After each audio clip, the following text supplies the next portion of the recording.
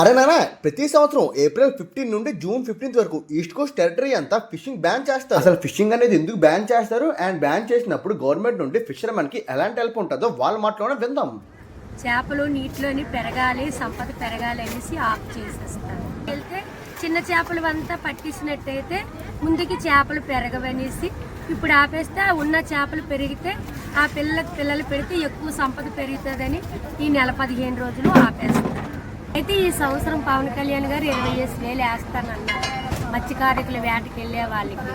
ఆ 20,000 వేసినట్టయితే వేటకి వెళ్ళననేసి నిషేధించుతారన్నారు.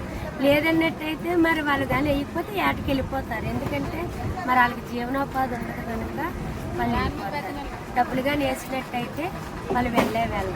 చుట్టుపక్కల వచ్చే గ్రామాలు ఏవైనా ఉంటే ఇసురాలు లాంటివి కాపు కాసులు ఉంటే అమ్ముతారు.